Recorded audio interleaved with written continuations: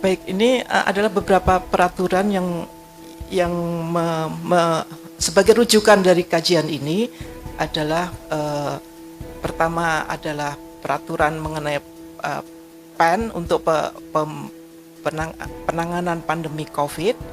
Kemudian juga ada peraturan presiden mengenai RPJM nasional 2020-2024. Kemudian juga ada Perpres tentang proyek strategis dan juga ada Permendesa mengenai rencana strategis Kemendesa. Ya, pada intinya keempat peraturan ini menunjuk bahwa pertama ada bahwa transmigrasi menjadi penting sebagai alat sebagai satu kebijakan untuk pemulihan nasional untuk pandemi COVID melalui pengembangan kawasan sentra pangan, dan food estate merupakan salah satu dari kebijakan Kemendesa untuk dilaksanakan, dan juga menjadi salah satu dari prioritas Kemendesa. Yang sangat penting di sini selain misinya untuk penanganan pandemi dan penyediaan pangan adalah adanya modernisasi transmigrasi. Nah, nanti kita akan melihat selain proyek ini dilaksanakan di lahan gambut sebagaimana pernah dulu dilaksanakan di PLG. Tapi inti yang penting di sini adalah modernisasi transmigrasi. Nah, bagaimana modernisasi transmigrasi ini dilakukan dan bagaimana peraturan-peraturan sesuai dengan rancangan food estate, dan bagaimana pula peraturan ketransmigrasian dapat memenuhi arahan dari kebijakan food estate. Lanjut.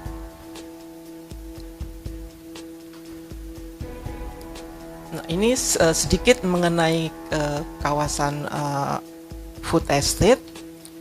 Jadi food estate, khususnya food estate yang kami teliti, kami kaji adalah food estate di Kalimantan Tengah. Dan ini merupakan salah satu dari kawasan sentra produksi pangan yang direncanakan menjadi sentra produksi pangan nasional. Tidak hanya sebagai sentra produksi pangan nasional, tetapi bertujuan juga untuk mensejahterakan khususnya petani lokal. Kemudian kata kunci yang ketiga adalah berbasis korporasi petani. Nah, ini bukan suatu hal yang baru dalam transmigrasi. Ya, kalau dilaksanakan di lahan gambut kita pernah punya pengalaman, tetapi transmigrasi food estate ini berbeda dengan apa yang pernah dilaksanakan dengan proyek PLG.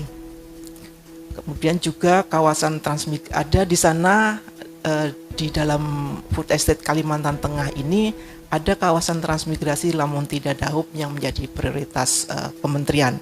Ini adalah sekilas mengenai food estate Kalimantan Tengah dan bagaimana kebijakan dan program transmigrasi mendukung di sana. Lanjut.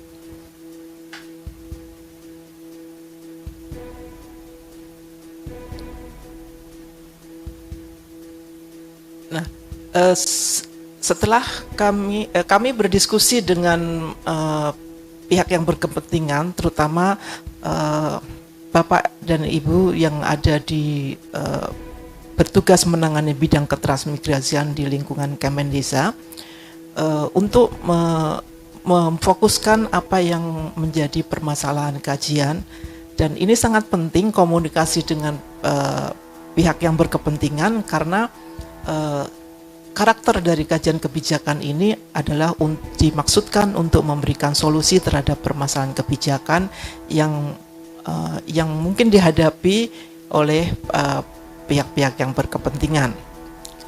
Dan dari hasil diskusi itu ada beberapa hal penting yang menjadi catatan dalam kajian ini, yang menjadi permasalahan kajian adalah bahwa pengembangan kawasan food estate berbasis korporasi petani merupakan hal baru dalam penyelenggaraan transmigrasi,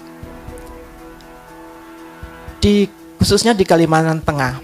Nah, di kawasan PLG ini pernah dilaksanakan transmigrasi, namun dengan pola yang berbeda. Pertanyaannya adalah bagaimana kebijakan transmigrasi dapat menjalankan atau menjadi bagian dari pelaksanaan food estate Kalimantan Tengah. Dan persoalan itu kemudian kami rumuskan menjadi 3 hal yang menjadi tujuan kajian ini adalah bagaimana memahami kebijakan food estate dari perspektif normatif penyelenggaraan transmigrasi, atau ini adalah perspektif dari ideal perspektif dari political aspect. Kemudian yang kedua adalah bagaimana program transmigrasi ini dirumuskan sebagai penjabaran dari amanah pengembangan food estate, atau kita melihat dari administratif perspektif, administratif aspek. Yang berikutnya adalah jika terjadi potensi kesenjangan atau potensi kesenjangan yang mungkin timbul dalam pelaksanaan transmigrasi dalam mendukung food estate, apa saja yang perlu dilakukan, atau dengan kata lain meminimalkan gap antara ideal aspek, political aspek dengan administratif aspek. Dan kajian ini menggunakan satu pandangan bahwa interpretasi yang baik terhadap prinsip-prinsip kebijakan merupakan faktor penting dari keberhasilan program. Maknanya adalah bahwa pemahaman terhadap pengembangan food estate kemudian mentranslate atau dan diterjemahkan dengan tepat di dalam norma ketransmigrasian. Ini merupakan salah satu hal yang penting dalam keberhasilan transmigrasi mendukung food estate. Next please.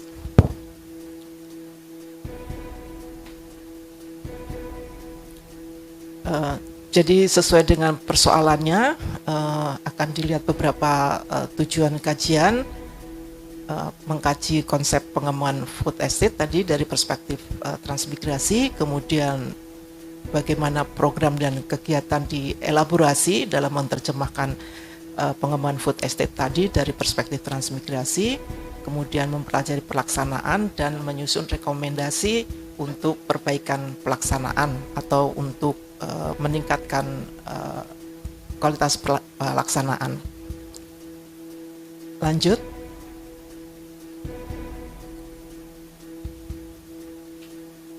Baik, ini adalah saya juga diminta oleh panitia untuk bisa menjelaskan langkah-langkah penelitian ini. Inti dari penelitian di sini adalah melakukan banyak komunikasi atau komunikasi yang intensif dengan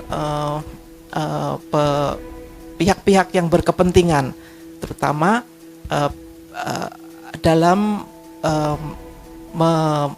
merumuskan bahwa apa yang dilihat sebagai masalah oleh para pelaksana atau pembuat kebijakan dan para pelaksana itu adalah persoalan yang akan diurai dalam penelitian. Intinya di situ. Dan tidak dari diskusi awal sampai ke pengumpulan data dan sampai ke komunikasi atau diseminasi hasil ini dilakukan komunikasi dengan pihak-pihak yang berkepentingan. Intinya di situ. Baik, lanjut.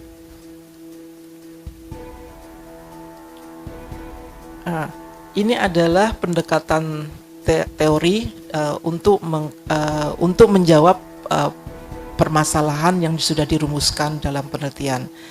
Jadi suatu kebijakan itu bisa dilihat dari dimensinya, dimensi kebijakan yang biasanya distrukturkan dengan aspek apa, siapa, dan bagaimana. Jadi apa itu adalah memang apa yang akan dilakukan, dan aspek siapa atau the who aspects adalah pihak-pihak mana yang akan menerima manfaat atau beneficiaries parties. Kemudian how aspek itu adalah mekanisme dan pendanaan. Namun untuk bagian pendanaan kami tidak mengelaborasi lebih lanjut. Dan dari kemudian kedua adalah spheres of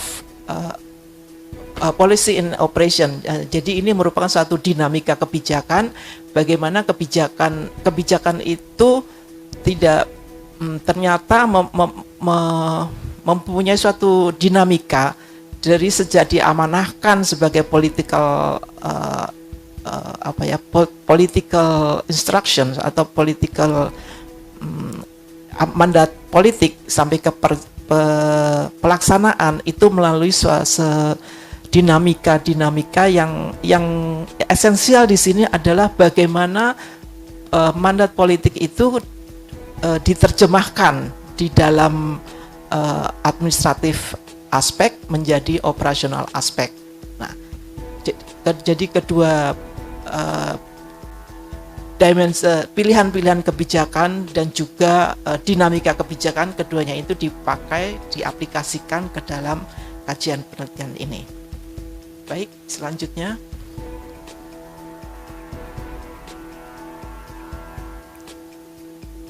Ini adalah hasil dari hasil yang sudah diolah.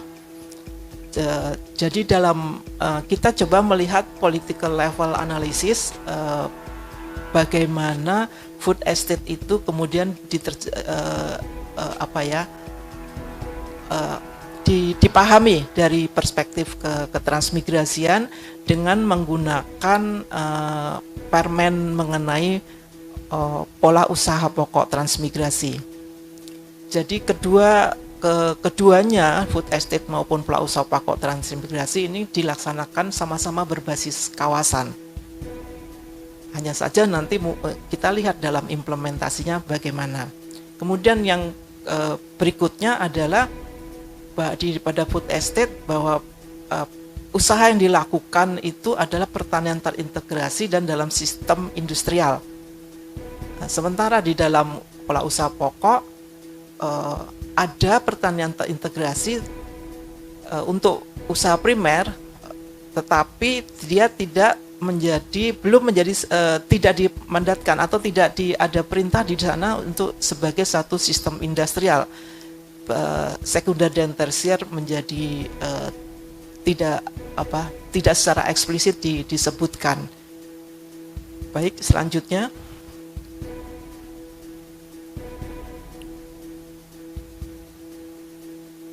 Di dalam food estate ini mensyaratkan adanya petani modern, sementara di pengembangan pola usaha pokok itu menyebutkan adanya penempatan transmigrasi umum, transmigrasi berbantuan, dan transmigrasi mandiri. Yang ini merupakan jenis transmigrasi yang kriteria pesertanya atau transmigran itu berbeda-beda. Di dalam TU itu lebih banyak pada subsidi penuh dengan target adalah penduduk yang kurang mampu. Kemudian semakin ke TSM adalah penduduk yang lebih mampu atau lebih mandiri. Nah, jadi nanti bagaimana pelaksanaannya kita lihat, atau perencanaan dan pelaksanaannya di dalam transmigrasi dikaitkan dengan mandat dari petani modern sebagai satu bentuk dari pertanian modern di food estate. Di sini juga ada catatan bahwa di dalam pertanian modern itu disebutkan adanya kebutuhan untuk petani milenial. Nah, ini bagaimana kalau kita melihatnya dari perspektif penempatan transmigrasi umum, TSB dan TSM, dan juga peluang pengembangan usaha di dalam food estate itu adalah pertanian industrial, sedangkan di usaha pokok transmigrasi itu dibedakan antara TU dan TSM dalam employment-nya, dalam pekerjaannya. Jadi yang satu yang TU untuk on farm, sedangkan TSM itu untuk off farm. Off farm tapi lebih banyak kepada jenis-jenis pekerjaan pengolahan dan juga industri jasa. Belum dimandat, tidak secara eksplisit dimandatkan menjadi satu bentuk rangkaian industrial agriculture dari on farm kemudian off farm menjadi satu sistem. Baik, selanjutnya.